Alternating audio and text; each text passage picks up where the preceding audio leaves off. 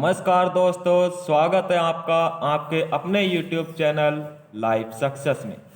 जैसे कि हम एम लक्ष्मीकांत की सीरीज को कर रहे हैं और आपने थंबनेल में भी देखा होगा, हम अभी तक 6 चैप्टर कंप्लीट कर चुके हैं।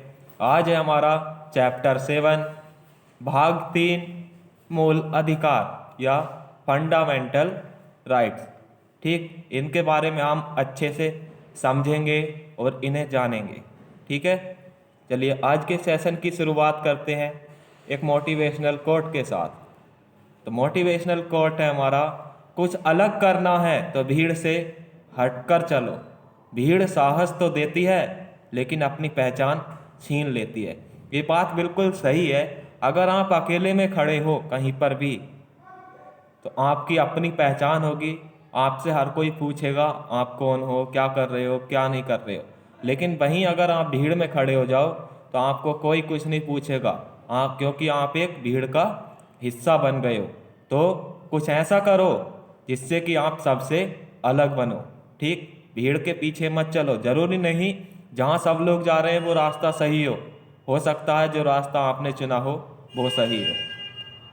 तो इसी मोटिवेशनल कोट के साथ make a dream came true with life success के साथ जुड़े रहें। ये हमारी टैगलाइन। चलते हैं आज के सेशन की शुरुआत करते हैं। तो मौलिक अधिकार, फंडामेंटल राइट्स ऑफ इंडिया। ठीक, तो मूल अधिकार की उत्पत्ति की बात करें तो मूल अधिकार का जन्म मतलब कहाँ से ये मूल अधिकार की शुरुआत हुई, तो ब्रिटेन में 1215 में हुआ था मूल अधिकार का जन्म। ठीक, और 1215 के इस अधिकार पत्र को, ये एक अधिकार पत्र था, इसे मौलिक अधिकारों का मेग्ना कार्टा का, क्या कहा, मेग्ना कार्टा। अब मेग्ना कार्टा क्या होता है? मेग्ना कार्टा एक ऐसा पत्र होता है, कोई भी ऐसा कार्य है जो अपने आप में एक अहम भूमिका निभाता हो, वो मैग्ना कार्टा कहलाता है। ठीक, नेक्स्ट, फ्रांस विश्व का प्रथम देश था जिसने 1789 के क्रांति मतलब फ्रांस की क्रांति के बाद लागू नए संविधान में नागरिकों के मूल अधिकार प्रदान किए। तो सबसे जन्म कहाँ पर हुआ? अभी मैंने बताया ब्रिटेन में। कब हुआ?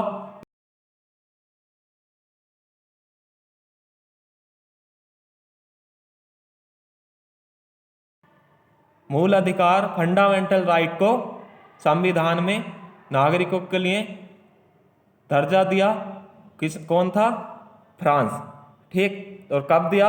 1789 के बाद जब फ्रांस की क्रांति हुई तब उसने ये दर्जा दिया। ठीक, आगे चलते हैं। 1791 ईस्वी में अमेरिकी संविधान में किए गए प्रथम 10 संशोधन के तहत नागरिकों को संविधान के माध्यम से व्यवस्थित रूप से मूल अधिकार प्रदान किए गए। जब अमेरिका के संविधान में 1751 में 10 संशोधन किए गए थे। ठीक, और इन 10 संशोधनों के तहत मूल अधिकार प्रदान किए गए किसे? अमेरिकी नागरिकों को।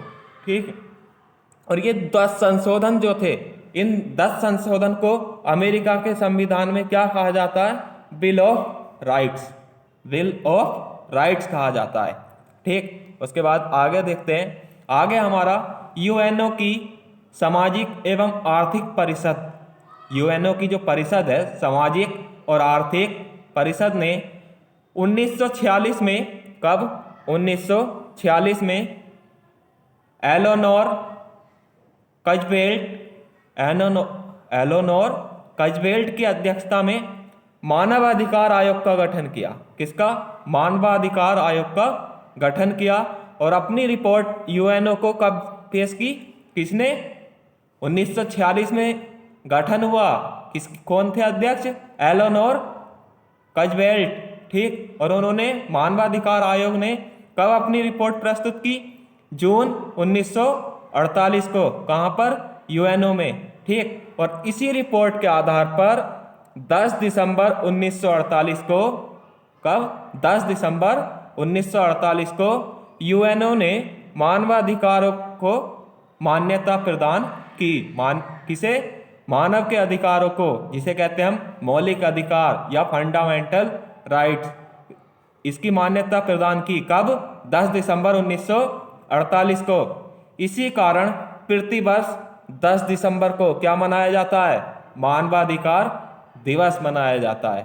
ठीक, चलिए आगे देखते हैं। आगे, भारत में मूल अधिकारों की मांग कहां से हुई, ये देखते हैं।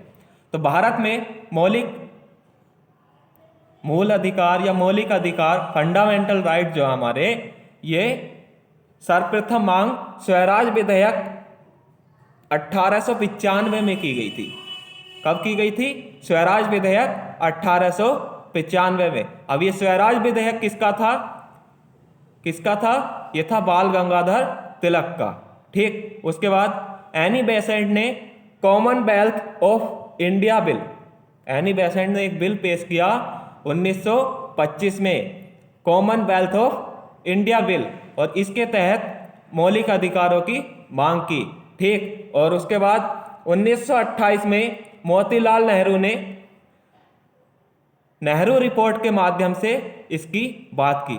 आप अच्छी तरह जानते हैं, मोतीलाल नेहरू ने 1928 में नेहरू रिपोर्ट जारी की थी। ठीक, उसी के तहत जो है फंडामेंटल राइट की मांग की थी। ठीक, उसके बाद जवाहरलाल नेहरू द्वारा लिखित मूल अधिकार प्रस्ताव को 1931 में कराची कांग्रेस अधिवेशन में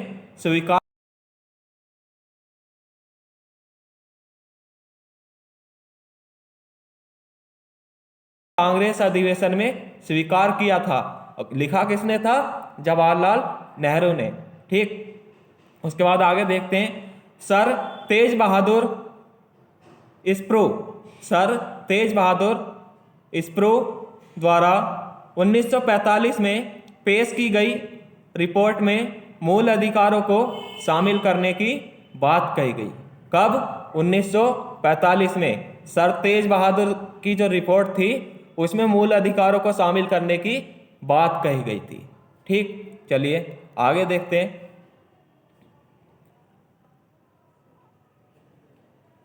आगे, मूल अधिकार कहां से लिए गए हैं? यूएसए के संविधान से लिए गए। यूएसए मतलब यूनाइटेड स्टेट ऑफ अमेरिका से लिया गया। सॉरी, ये गलत है, ये यहां पर गलत दिया हुआ, क्योंकि एक मिनट, हाँ ये सही दिया हुआ है। मूल अधिकार कहां से लिए गए? यूएसए के संविधान से, यूएसए के संविधान से। लेकिन जन्म कहां हुआ था? ब्रिटेन में। ठीक, यहां पर इसलिए कंफ्यूजन था मुझे, मैंने चेक कर लिया। ठीक, यह देश की मूल विधि अर्थात संविधान द्वारा नागरिकों को प्रदान किए गए, किसके द्वारा? मूल विधि के द्वारा। संविधान में मूल विधि के द्वारा नागरिकों को प्रदान किए जाते हैं। इसमें राज्य द्वारा कोई हस्तक्षेप नहीं किया जा सकता। किसके द्वारा कोई हस्तक्षेप नहीं होता? राज्य के द्वारा। इन्हें संसद ही लागू करती है, संसद ही प्रदान करती है।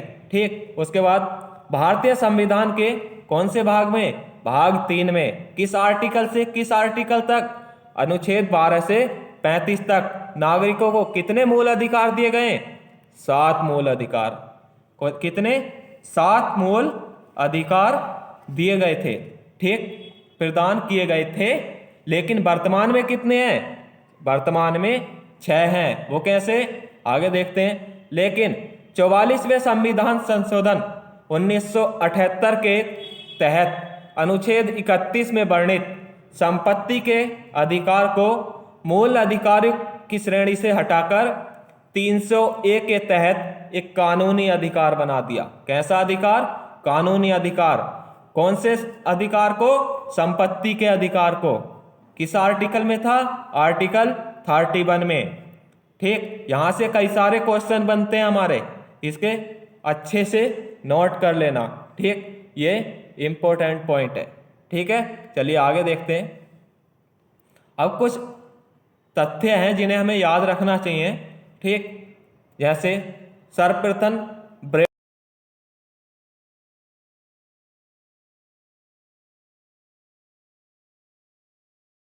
महाअधिकार पत्र कहा गया।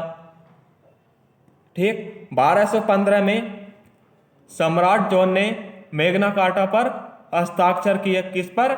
मूल अधिकारों पर। मैग्ना कार्टा मतलब मूल अधिकार। ठीक, सर्वप्रथम अमेरिका के संविधान में मूल अधिकारों को शामिल किया गया। ठीक, उसके बाद अमेरिकी संविधान में 1971 में मूल अधिकारों को शामिल किया गया। 1991 में। ठीक, संविधान सभा द्वारा वल्लभ भाई पटेल की अध्यक्षता में मूल अधिकारों पर परामर्श समिति का गठन किया गया। कौन सी समिति? परामर्श समिति के द्वारा मूल अधिकारों को लिया गया है। वल्लभ भाई पटेल की अध्यक्षता थी। ठीक है, आगे देखते हैं। अब अपने जो अधिकार हैं उनके बारे में जानते हैं, ये क्या है। ठीक, अधिकारों की अवधारणा। अधिकार लोकतंत्र का सार है। अधिकार क्या है? लोकतंत्र का सार है। यह व्यक्तिगत विकास के लिए सक्षम में मजबूत बनाते हैं। यह व्यक्तिगत विकास के लिए किसे मजबूत बनाते हैं और सक्षम बनाते हैं? मनुष्य को। ठीक, व्यक्ति को, नागरिक को क्या बनाते हैं? सक्षम और मजबूत बनाते हैं। अधिकारों के अनेक प्रकार होते हैं, जिसमें से कुछ प्रकार दिए हुए हैं, जैसे प्राकृतिक अधिकार। प्राकृतिक अधिकार क्या होता है? यह अधिकार प्रत्येक व्यक्तियों को उसके मानव होने के कारण जन्म से प्राप्त होता है। प्राकृतिक अधिकार कैसे प्राप्त होता है? क्योंकि वो जब से जन्म लेता है तो उसे जो है जन्म से ही प्राप्त होता है, क्योंकि ये एक प्राकृतिक अधिकार है। ठीक, उसके बाद मानवाधिकार। मानवाधिकार, इन अधिकारों को प्राकृतिक अधिकारों का व्यावहारिक रूप माना जाता है। व्यावहारिक रूप माना जाता है। कैसे? देखो, आप किसी भी मानव के प्रति जैसा व्यवहार करोगे वैसा ही वो व्यवहार आपके लिए करेगा। तो यही होता है मानवाधिकार। ठीक, उसके बाद अभी मैंने बताया था मानवाधिकार दिवस कब मनाया जाता है? 10 दिसंबर को। कब? 10 दिसंबर को। किसके द्वारा? यूएनओ के द्वारा घोषित किया गया है। ठीक, यूएनओ के द्वारा। ठीक है, आगे देखते हैं। नागरिक अधिकार। यह अधिकार किसी देश के संविधान द्वारा वहां के केवल नागरिकों को उपलब्ध होते हैं। किसे उपलब्ध होते हैं? वहां के नागरिकों को। किसके द्वारा? संविधान के द्वारा। नेक्स्ट, विधिक का अधिकार। विधिक का अधिकार क्या होता है?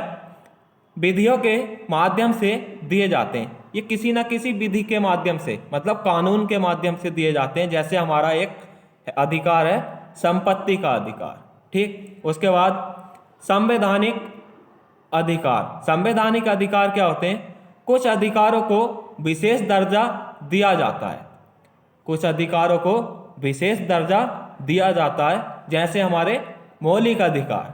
ठीक, फंडामेंटल राइट्स। आगे देखते हैं। मूल अधिकारों की पृष्ठभूमि या बैकग्राउंड की अगर हम बात करें तो संविधान सभा में इस तथ्य को लेकर बहुत बड़ा मतभेद था। काफी मतभेद था। ठीक, संविधान सभा की कुछ सदस्यों का तर्क था कि यदि नागरिकों के कुछ अधिकारों को मूल अधिकार के रूप में संविधान में शामिल किया जाता है तो भावी सरकारें इन अधिकारों के प्रति अनावश्यक सचेत होंगी और असाधारण बहुमत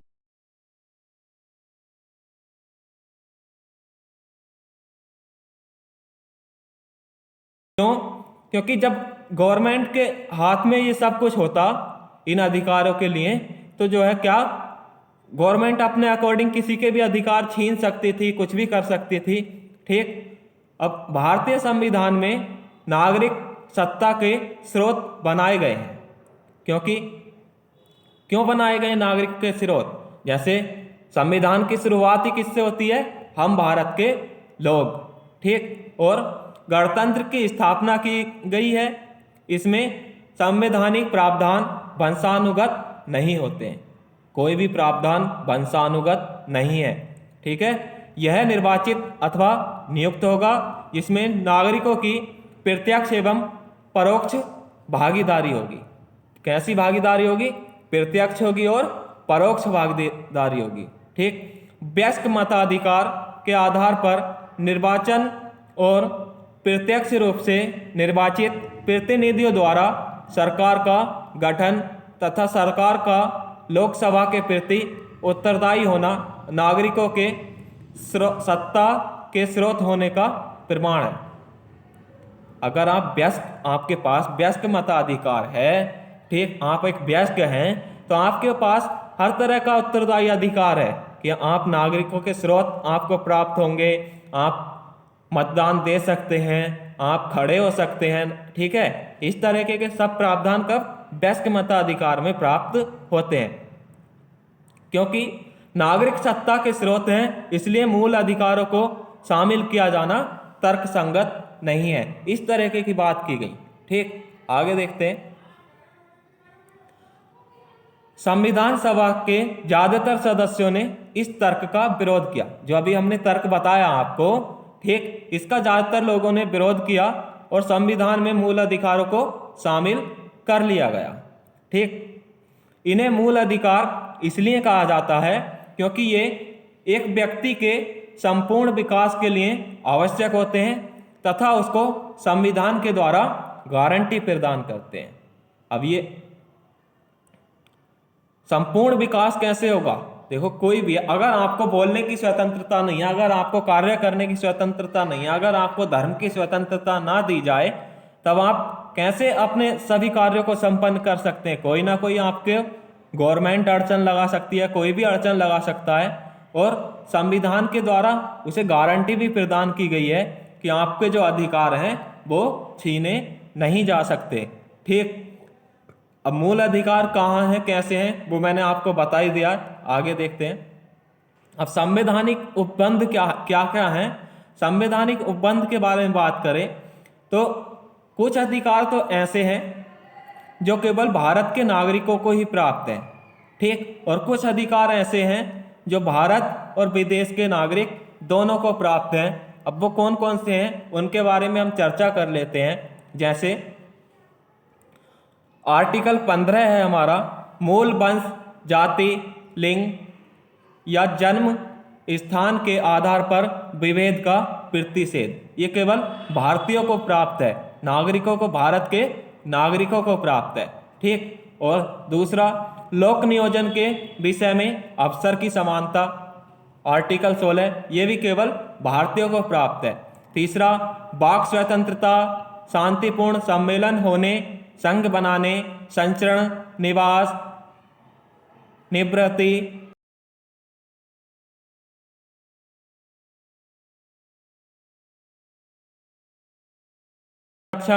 अनुच्छेद 29, ये भी भारतीयों को प्राप्त है केवल। और शिक्षण संस्थाओं की स्थापना, प्रशासन करने की अल्पसंख्यक वर्गों का अधिकार, ये भी केवल अनुच्छेद 30 भारतीयों को प्राप्त है। अब ऐसे कौन से अधिकार हैं जो भारत और विदेशी दोनों को प्राप्त हैं? तो वो है विधि के समक्ष समानता, मतलब कानून के समक्ष सबको समान देखा जाएगा और समान उनको संरक्षण मिलेगा। अब संरक्षण की बात करते हैं। यहाँ पर संरक्षण क्या होता है? मान लीजिए आपको कोई भी दिक्कत है, आपको कानून की सहायता लेनी है, पुलिस की सहायता लेनी है, तो जैसे आपको मिलेगी वैसे ही विदेशी नागरिकों को मिलेगी। तो आर्टिकल 14 दोनों के लिए है, ठीक। आर्टिकल 20 भी दोनों के लिए है। इसमें क्या है? अपराधों के लिए दोष सिद्धि सबके संबंध में संरक्षण। अगर आप कोई मुजरिम, आपके ऊपर कोई मुजरिम वाला केस या कोई धारा लगाई जाती है, तो आप उससे पूरा संरक्षण करने के लिए अपना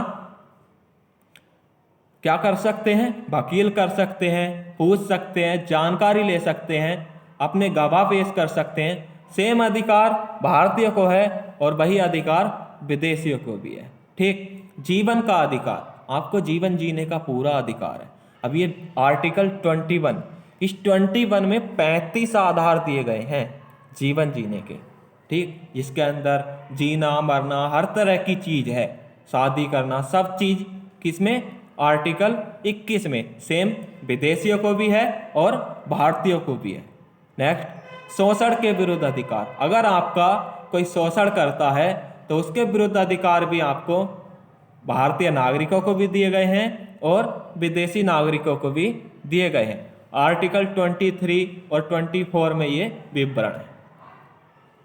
नेक्स्ट, धर्म एवं संस्कृति की स्वतंत्रता का अधिकार। अपने धर्म को बचाए रखना, अपनी संस्कृति को बचाए रखना, ये सभी अधिकार हमारे भारत के नागरिक को भी है और विदेश के नागरिक को भी है। आर्टिकल 25, 26, 27 और 28 इसमें इसी के बारे में दिया गया है। चलिए आगे देखते हैं।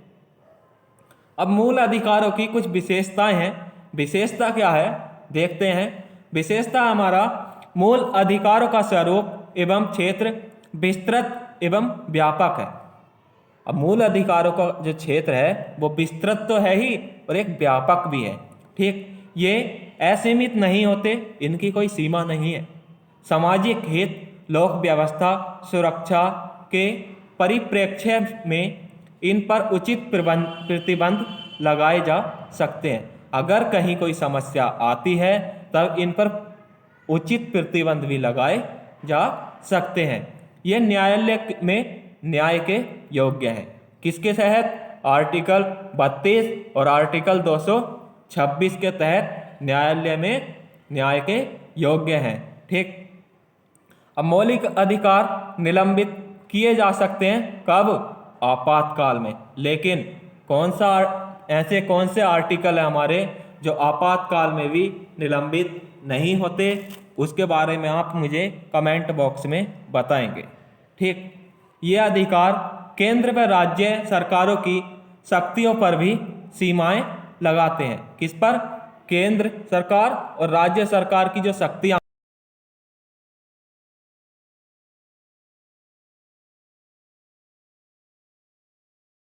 कोई भी सरकार, चाहे वो केंद्र सरकार हो या राज्य सरकार हो, छीन नहीं सकती। नेक्स्ट, अधिकारों का स्वरूप नकारात्मक और सकारात्मक दोनों है। देखिए, कोई भी चीज है उसके दो पहलू होते ही हैं, नकारात्मक भी होता है और सकारात्मक भी होता है। मूल अधिकार संशोधन योग्य है, संशोधन भी किया जा सकता है। जैसा कि अभी मैंने आपको बताया, 44वें संविधान संशोधन से एक मूल अधिकार को हटा दिया गया। कौन से को? संपत्ति के अधिकार को। अब कहाँ रखा गया उसे? विधि के अधिकार में। कहाँ पर? 300A में रखा गया है। ठीक, मूल अधिकारों का प्रभाव सरकार एवं सरकारी संस्थाओं के अतिरिक्त गैर सरकारी व्यक्तिगत व्यक्तियों और संस्थाओं पर भी होता है। अब मूल अधिकार का जो प्रभाव है सरकार और सरकारी संस्थाओं पर तो होता ही है, चाहे वो प्राइवेट हो, गवर्नमेंट हो, हर तरह की संस्था पर, हर तरह के व्यक्ति पर होगा। ठीक, चलते हैं आगे देखते हैं। मूल अधिकारों का वर्गीकरण की बात करें तो मूल अधिकारों का वर्गीकरण किया गया है। कितने अधिकार हैं हमारे? 6। कौन कौन से? समता का अधिकार, स्वतंत्रता का अधिकार, शोषण के विरुद्ध अधिकार, धर्म की स्वतंत्रता का अधिकार, संस्कृति और शिक्षा संबंधी अधिकार और संवैधानिक उपचारों का अधिकार। ठीक, अब समता के अधिकार में विधि के समक्ष समानता एवं विधियों का समान संरक्षण आता है आर्टिकल 14 में। आर्टिकल 15 में किसी के साथ भी भेद या विभेद न किया जाए। किसके आधार पर? धर्म, मूल वंश, जाति, लिंग या जन्म स्थान के आधार पर आर्टिकल 15 में आता है। आर्टिकल 16 में लोक नियोजन के विषय के अवसर की समानता दी गई है। आर्टिकल 17 में अस्पृश्यता का अंत हो गया, मतलब छुआछूत का अंत किया गया है। उपाधियों का अंत आर्टिकल 18 में। दूसरा आता हमारा स्वतंत्रता का अधिकार। इसमें अभिव्यक्ति की स्वतंत्रता दी गई है आर्टिकल 19 में। अपराधों के लिए दोष सिद्धि के संबंध में संरक्षण दिया गया है आर्टिकल 20 में। प्राण व दैहिक स्वतंत्रता का अधिकार दिया गया है आर्टिकल 21 में। कुछ दशाओं में गिरफ्तारी और निरोध से संरक्षण दिया गया है आर्टिकल 22 में। देखिए, आप ये मत कहना कि इतनी जल्दी करा रहे हैं। ये आर्टिकल हम संक्षेप में देख रहे हैं, अभी इसे हम पूरी तरह संक्षिप्त में देख रहे हैं, अभी पूरी तरह व्याख्यात्मक देखेंगे हम। एक एक आर्टिकल को अच्छे से देखेंगे उसमें क्या क्या दिया गया है। ये तो सिंपल आपको बस ऐसे ही वर्गीकरण बताया जा रहा है, ठीक, जिससे आपको थोड़ा सा याद हो जाए किस आर्टिकल में क्या है, कहाँ से कहाँ तक दिया गया है। अभी आगे हम पूरा डिटेल में देखेंगे इसे, ठीक। उसके बाद है हमारा शोषण के विरुद्ध अधिकार, आर्टिकल 23 और 24, मानव के दुर्व्यापार और बलात्श्रम का प्रतिषेध किसमें है, अनुच्छेद 23 में। कारखानों इत्यादि में बच्चों के नियोजन पर प्रतिबंध कहाँ दिया गया है, अनुच्छेद 24 में। किसमें दिया गया है, अनुच्छेद 24 में, ठीक। उसके बाद धर्म की स्वतंत्रता आती है आर्टिकल 25 से 28 तक। अंतःकरण व धर्म को अबाध रूप से मनाने, आचरण व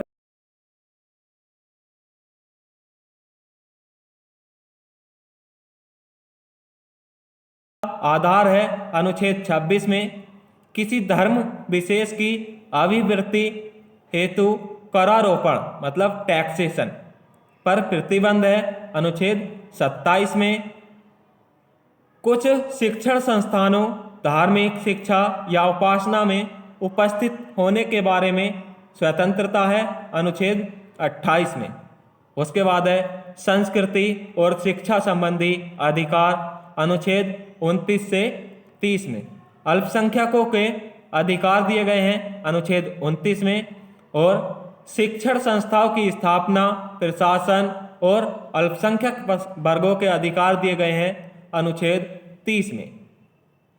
उसके बाद संवैधानिक उपचारों का अधिकार दिया गया है, ठीक, अनुच्छेद 32 में। इसमें 5 तरह की रिट जारी की जाती हैं जिसके द्वारा हम अपने मौलिक अधिकारों को क्या कर सकते हैं, पुनर्स्थापित या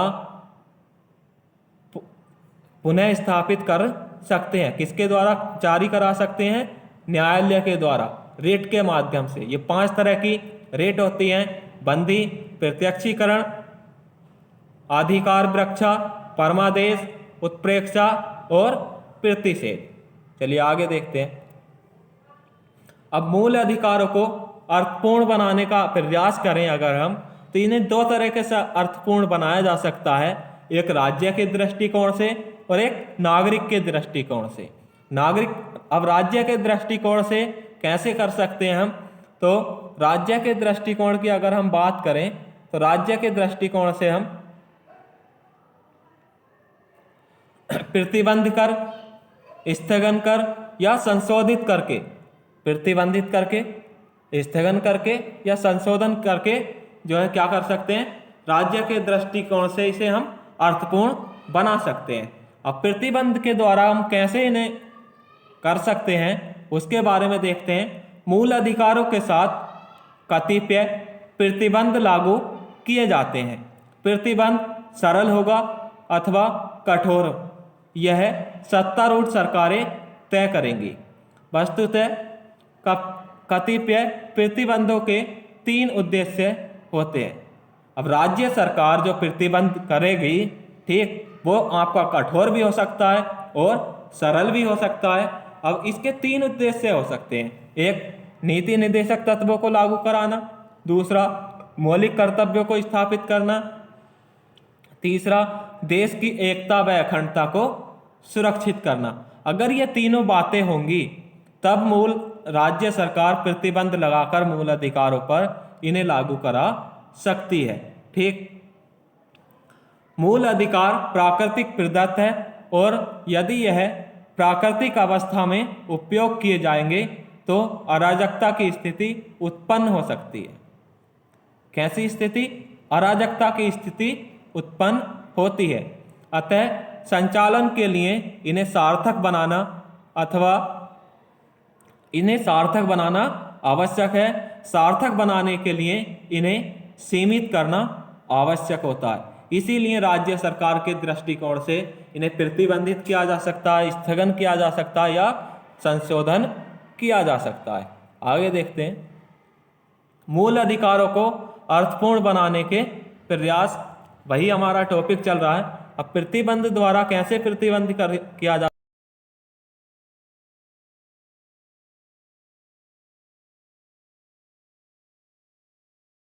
इस प्रकार लागू की जा सकती हैं। जैसे क्या क्या विधियां अपनानी होंगी अगर हमें नीति निदेशक तत्व या मूल अधिकारों को लागू करना है। तो समता के अधिकार के विरुद्ध आरक्षण नीति अपनाई जा सकती है। स्वतंत्रता के अधिकार के विरुद्ध अनुसूचित क्षेत्रों का प्रशासन किया जा सकता है। ठीक, शोषण के अधिकार के विरुद्ध आपातकालीन सेवाओं को स्थापित किया जा सकता है। धार्मिक स्वतंत्रता के अधिकार पर, ठीक, राजनीतिक विधेयक पर विचार किया जा सकता है। संस्कृति और शिक्षा संबंधी अधिकार के विरुद्ध तलाक के मसले पर न्यायिक पुनरावलोकन कर सकते हैं। क्या कर सकते हैं? तलाक के मसले पर न्यायिक या पुनरावलोकन कर सकते हैं। ठीक, अब मूल अधिकार पर प्रतिबंध अथवा मूल कर्तव्य को स्थापित किया जा सकता है। क्यों? क्योंकि प्रतिबंधित अधिकार कर्तव्य के प्रतीक होते हैं। किसके? कर्तव्य के प्रतीक होते हैं। ठीक, और जैसे कि आपको पता है कोई भी एक सिक्का होता है, उसके दो पहलू होते हैं। ठीक, उसके निरीक्षण और ग्रामीण जनसंख्या को देखते हुए कब 42वें संविधान संशोधन 1976 के द्वारा पृथक रूप से मूल कर्तव्यों की व्याख्या की गई। पहले मूल कर्तव्यों की व्याख्या नहीं थी। ठीक, जो कि नागरिकों में कर्तव्य चेतना का विकास किया जाए और उन पर कर्तव्य के प्रति मनोवैज्ञानिकता का दबाव हो। अब जब 42वां संविधान संशोधन हुआ था तब इंदिरा गांधी हमारी प्रधानमंत्री थी। उन्होंने अपनी शक्ति का प्रयोग करके मूल अधिकारों को प्रतिबंधित कर दिया था, तभी हमारे मूल कर्तव्य लागू हुए थे। देखते हैं आगे। देश में एकता अखंडता को सुरक्षित रखना हो, ठीक, तब भी हम अपने मूल अधिकारों का प्रतिबंध कर सकती है राज्य सरकार। आपातकाल का होना आवश्यक नहीं है। जरूरी नहीं है कि आपातकाल ही घोषित किया जाए। इसके लिए कानून को नज़रबंद किया जा सकता है या स्थगन के द्वारा कर सकते हैं। स्थगन के द्वारा कैसे? आपातकालीन उपबंध लगाकर जो है हम प्रतिबंध कर सकते हैं। ठीक, संशोधित करके कैसे? संशोधित करने की जब हम बात करते हैं तो न्यायपालिका और विधायिका के बीच बहुत सारे विवाद हो जाते हैं। इसमें कुछ प्रश्न उत्पन्न होते हैं। किस पे विवाद होते हैं? जैसे मूल अधिकारों के विरुद्ध, क्या संसद मूल अधिकारों के विरुद्ध संशोधन कर सकती है? पहला प्रश्न। दूसरा प्रश्न उठता हमारा, कुछ अनुच्छेद 368 को संशोधन की शक्ति प्रदान करती हैं। तीसरा, क्या संविधान में किसी भी भाग में संशोधन संभव है? जब न्यायपालिका और विधायिका के बीच की बात आती है संशोधन करने की, तो ये तीन प्रश्न हमेशा उत्पन्न होते हैं और इन तीन प्रश्नों का जवाब हम यहाँ जानेंगे। ठीक, इन तीनों प्रश्नों का जवाब जो है पहले और 17वें संवैधानिक संशोधन को शंकर प्रसाद और सज्जन सिंह के द्वारा 1951 और 1964 में चुनौती दी गई थी। पहला प्रश्न जो था कब चुनौती दी गई थी? 17वें और पहले संविधान संशोधन 1951 और 1964 में। किसके द्वारा?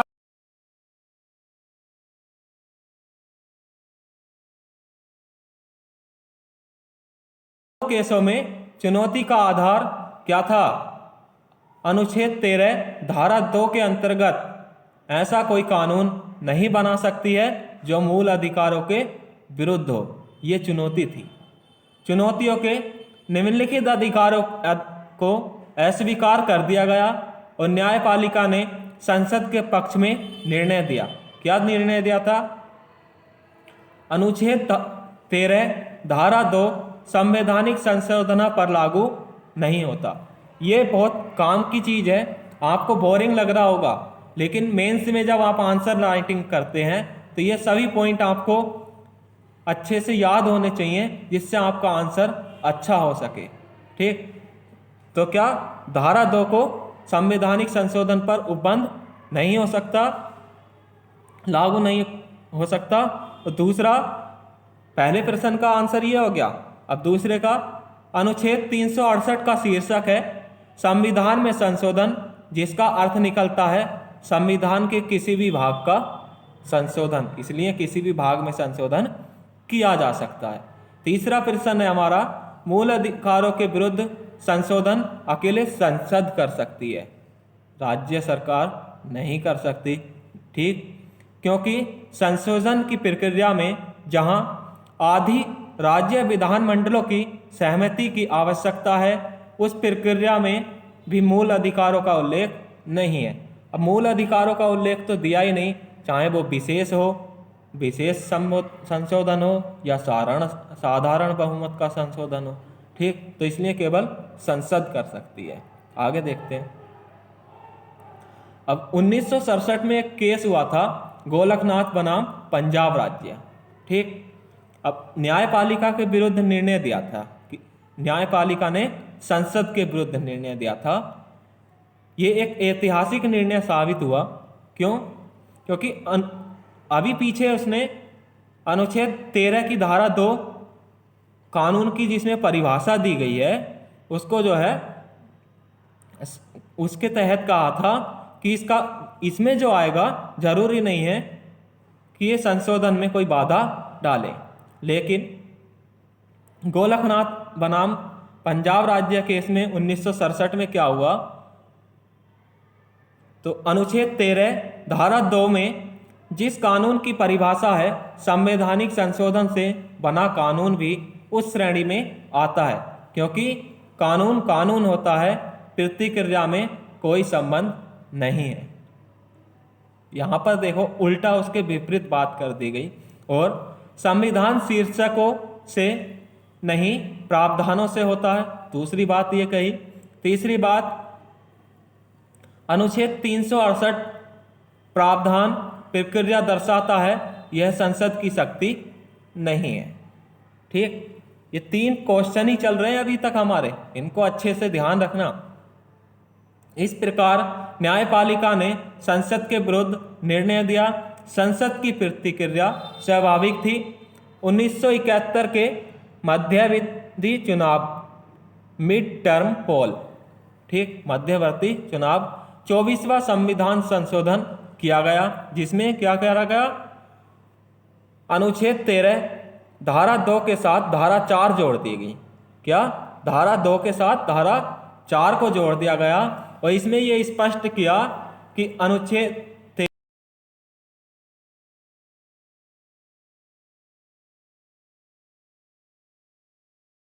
368 को पुनः परिभाषित किया गया और इसमें संविधान में संशोधन की शक्ति, संसद की शक्ति को जोड़ दिया गया।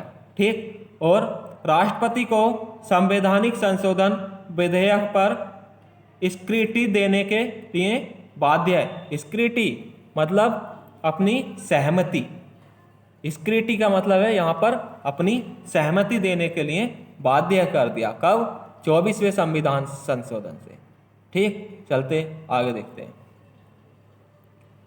इस प्रकार 1973 के केशवानंद भारती बनाम केरल राज्य के केस में न्यायपालिका ने स्वीकार कर लिया, संसद को संविधान के किसी भी भाग में संशोधन करने की शक्ति है, किंतु यह मौलिक संरचना में कोई संशोधन नहीं कर सकती।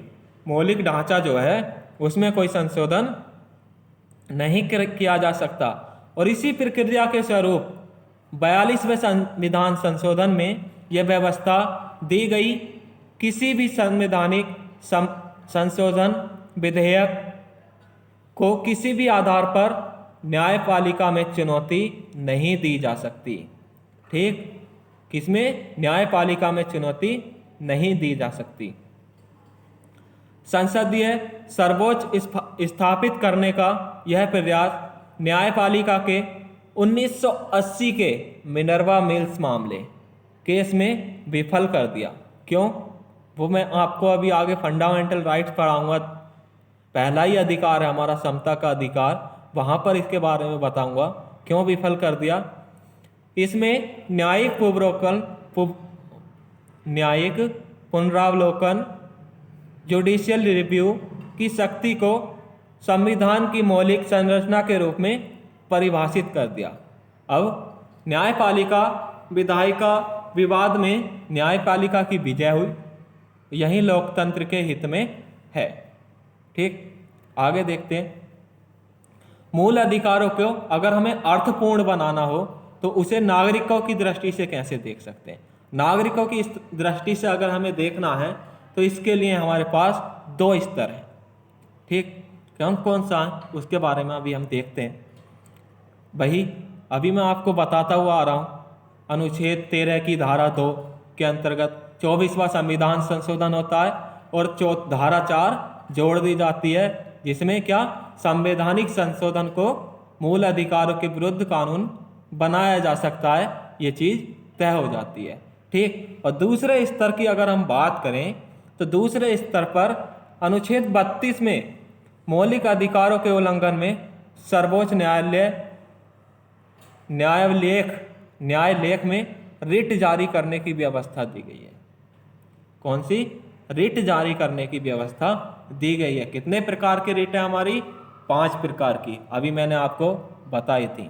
ठीक, मूल अधिकारों के अतिरिक्त अन्य क्षेत्रों में अभिलेख जारी करने के लिए सर्वोच्च न्यायालय के शक्ति विस्तार की आवश्यकता होती है, जो अनुच्छेद किसमें 3139 में दिया गया है। ठीक, और 138 अनुच्छेद 138 के तहत न्यायालय के क्षेत्राधिकार का विस्तार किया जा सकता है। उसके क्षेत्राधिकार को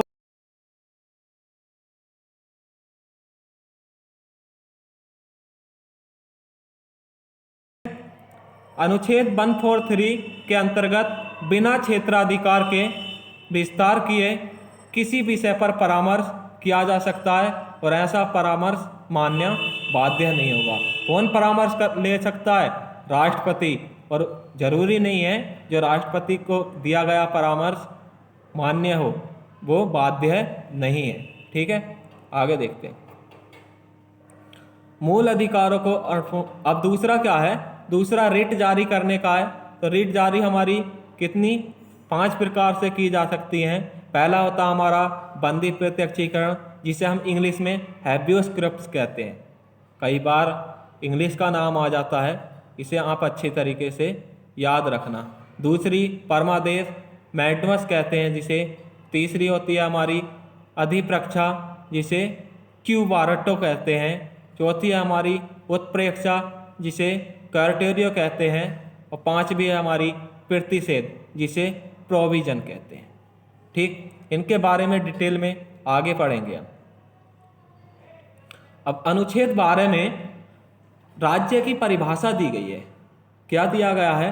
मूल अधिकारों के अध्याय की शुरुआत राज्य से होती है, क्योंकि मूल अधिकार राज्य के विरुद्ध प्राप्त होने वाले हैं।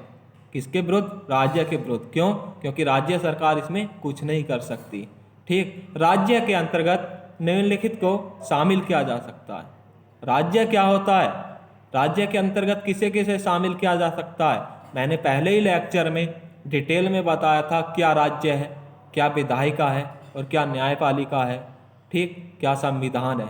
अच्छे तरीके से डिटेल में समझाया था। अगर आपने पहली क्लास नहीं देखी है तो पूरी प्लेलिस्ट बनाई हुई है, आप हमारी एक एक क्लास को ध्यान से देख सकते हैं। भारत सरकार एवं संसद आती है। प्रत्येक राज्य की सरकार और विधानमंडल आता है। भारत के राज्य क्षेत्र के अंदर अथवा भारत सरकार के नियंत्रण में सभी स्थानीय और अन्य प्राधिकरण आते हैं। अन्य सभी निकाय अर्थात वैधानिक हो या गैर संवैधानिक हो, ये सभी आते हैं, जैसे LIC, ONGC, SAIL, ये सभी कंपनियां सरकार के राज्य के अंतर्गत आती हैं। आगे अनुच्छेद 13 दिया गया है। 13 क्या है? अल्पीकरण करने की विधियां दी गई हैं। इसमें मूल अधिकारों में से असंगत या अल्पीकरण करने की विधियां, जो अभी हम धारा 2 की बात कर रहे थे ना, वो उसे हम यहाँ पर समझेंगे अच्छे तरीके से। ठीक, इस अनुच्छेद के 4 खंड हैं। कौन कौन से हैं देखते हैं। यह न्यायालय को न्यायिक पुनरावलोकन की शक्ति प्रदान करता है। मतलब पुनः न्यायालय को शक्ति प्रदान करता है कि कैसे न्याय को दिया जाए जनता को। ठीक, जैसे आर्टिकल 13 में दिया गया है, संविधान के लागू होने के ठीक पहले भारत में प्रचलित सभी विधियां उस मात्रा तक शून्य होंगी जिस तक के भाग 3 के उपबंधों से असंगत हो। मतलब भाग 3 में क्या दिया गया? मूल अधिकार, ठीक, फंडामेंटल राइट। फंडामेंटल राइट के सामने जो भी चीज़ आती है वो सभी क्या उन सब कानूनों की या विधियों की मात्रा कैसी हो जाएगी? शून्य।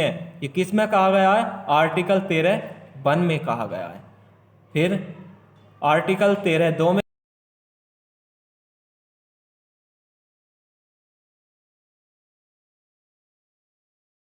विधि द्वारा उस मात्रा को शून्य होगी जिस मात्रा तक वह मूल अधिकारों का उल्लंघन करती है। अगर कोई भी विधि कानून मूल अधिकारों का उल्लंघन करता है तो वो अपने आप ही पुनः शून्य हो जाएगा। 13(3) में क्या दिया गया है? इसमें प्रयोजन के लिए विधि का अर्थ स्पष्ट किया गया है। सभी अध्यादेश, आदेश, उपविधि, नियम, विनिमय, अधिसूचना आदि को इसमें दिया गया है। ठीक, अब 13(4) मैंने बताया था अभी 24वें संविधान संशोधन के द्वारा जोड़ा गया था। और इसने क्या किया था? इसने आर्टिकल 2 में जो अभी ये एक्सप्लेनेशन मैंने आपको बताई ना, व्याख्या, ये व्याख्या जोड़ी गई। ठीक, इसके तहत अनुच्छेद 13 को कोई बात अनुच्छेद 368 के तहत किए गए संविधान संशोधन पर लागू नहीं होती। ठीक, अनुच्छेद 13 में जो बातें कही गई हैं वो 368 के तहत जो संशोधन किए जाते हैं उसमें लागू नहीं होती। ठीक है, अब अनुच्छेद 13 में जो कुछ सिद्धांत दिए गए हैं, कौन कौन से? एक न्यायिक पुनरावलोकन, इसे जुडिशियल रिव्यू कहते हैं। अब जुडिशियल रिव्यू जो है न्यायपालिका की शक्ति है। ठीक, वो किस तरीके से विधायिका के द्वारा बनाए गए कानून को तर्कसंगत करती है उसके बारे में दिया गया है। वो किसी भी चीज़ को निरस्त कर सकती है। अनुच्छेद 13(137) में इसकी व्याख्या दी गई है। ठीक, और इन्हें ये कहाँ की देन है? USA की। ठीक, संविधान के अंतर्गत कुछ विशेष प्रावधान है जिससे न्यायालय को पुनरावलोकन की शक्ति प्राप्त होती है। अब ये आर्टिकल हमारे बहुत काम के हैं मेंस के उद्देश्य से। ठीक, कौन से? आर्टिकल 13, 32, 133 से 136, 143, 226, 255, 245, 246, 251, 254 और 272, ये सभी जो आर्टिकल हैं ये न्यायपालिका को कुछ ऐसी शक्तियाँ एवं उत्तरदायी बनाती हैं जिससे न्यायपालिका को शक्तियाँ प्राप्त होती हैं नागरिकों के हितों का संरक्षण करने के लिए। ठीक, और एक पृथक्करण का सिद्धांत है। पृथक्करण का सिद्धांत प्राप्त होता है जो मूल अधिकारों से असंगत बनाता है किसके? विधायिका के बनाए गए कानूनों को। और ग्रहण या आच्छादन का सिद्धांत है। ग्रहण या आच्छादन का सिद्धांत अनुच्छेद 13(1) में अभी हमने पढ़ चुके हैं। अब ये मूल अधिकारों में जो भी चीज आएगी उसे असंगत या समाप्त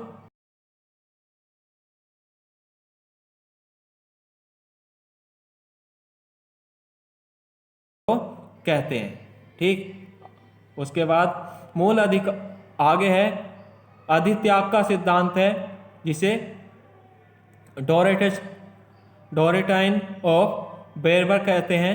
ठीक, ये सभी जो हमारे मूल अधिकारों का संरक्षण करते हैं। और भावी परिवर्तन का सिद्धांत ये भी यहाँ पर दिया हुआ है। तो दोस्तों आज की वीडियो में यहीं तक था। अब नेक्स्ट वीडियो में हम एक एक मौलिक अधिकार को, जितने भी हमारे 6 मौलिक अधिकार हैं उसके जितने भी अंदर पार्ट हैं बिल्कुल डिटेल में अच्छी तरीक़ा से समझेंगे। इसलिए नेक्स्ट वीडियो का वेट करें। थैंक्स फॉर वॉचिंग वीडियो और जुड़े रहें हमारे चैनल लाइफ सक्सेस के साथ। हमारे चैनल को सब्सक्राइब करें, शेयर करें, लाइक करें और सब्सक्राइब करते समय बेल आइकन दबाना कभी ना भूलें। आपको वीडियो कैसी लगी उसके बारे में हमें कमेंट बॉक्स में ज़रूर बताएं। और इसकी PDF प्राप्त करने के लिए आप हमारे टेलीग्राम चैनल लाइफ सक्सेस को सर्च करके जुड़ सकते हैं या इसका लिंक डिस्क्रिप्शन में दिया हुआ है। नमस्कार, हंसते रहिए, मुस्कुराते रहिए।